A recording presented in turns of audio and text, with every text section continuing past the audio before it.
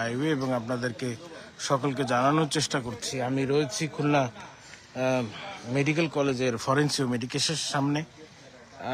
ক্যাপশনের মাধ্যমে আপনাদেরকে জানানোর চেষ্টা করছি, খুলনায় একজন যুবকের চোখ উপড়ে ফেলে হত্যা করা হয়।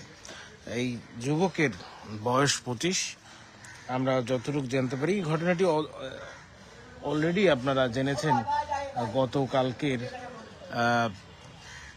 পরশুদিন রাতে এই যুবক জিম নামে যে যুবক 25 বছর বয়স্ক, তিনি তার বাসা থেকে একটি চাদর নিয়ে অথবা জ্যাকেট নিয়ে বের হয়। তখন বের হওয়ার পরবর্তীতে সে আর বাসায় ফেরে না। পরবর্তী দিন আর কি গতকালকে সকালে তাকে বাসায় খুঁজতে এলে তার বাবা মা খোঁজার চেষ্টা করলে তাকে পাশের একটি জায়গায় তার চাদরে পেঁচানো গলায় ফাঁস দেওয়া অবস্থায় পাওয়া যাওয়ার পরে যতটুকু দেখা যায়, তার মা যায় কান্নাকাটি করে ওখানে, তার লাশটি ধরে। পরে যখন তার নামিয়ে লাশটি রাখা হয়, দেখা যায় যে বাম পাশের চোখ উপড়ে ফেলা।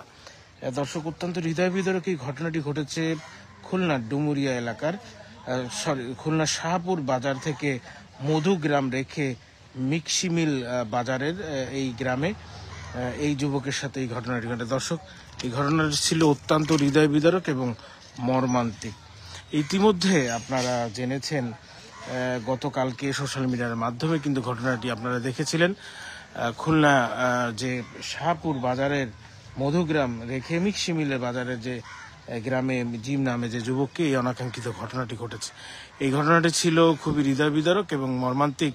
সেই লক্ষ্যেই আপনাদের সামনে আমরা এসেছিলাম। এই ঘটনার বর্তমান পরিস্থিতি অবস্থা বিবেচনা করে কোনো ধরনের তথ্য বা বোঝা যাচ্ছে এটা একটা পরিকল্পিত হত্যাকাণ্ড। যুবক জিম সেই অনাকাঙ্ক্ষিত ঘটনায় এলাকার মধ্যে একটি উৎকণ্ঠা বিরাজ করছে। এলাকার মানুষও এখানে ছিল। সকলের সাথে কথা বলে আমরা যতটুকু জানতে পারলাম, এটি একটি পরিকল্পিত হত্যাকাণ্ড ছিল। দর্শক, এই ছিল আপনাদেরকে বলার বিস্তারিত আমার কাছ থেকে। আপনাদের সকলের সুস্থতা মঙ্গল কামনা করে আপনাদের থেকে বিদায় নিচ্ছি। জানাচ্ছি আপনারা সকলে সুস্থ থাকুন এবং সুখে এবং শান্তিতে সমৃদ্ধশালী বাংলাদেশ গড়ুন। আর এই অনাকাঙ্ক্ষিত ঘটনাগুলো আপনাদের অবশ্যই আপনাদের ছেলে মেয়ে এবং এই ঘটনাকে কেন্দ্র করে কিন্তু এই যে জিমের যে মা, সে কিন্তু একেবারেই ভেঙে পড়েছে কান্নায়। একটি মাত্র সন্তান, সেই সন্তানের এই অনাকাঙ্ক্ষিত ঘটনা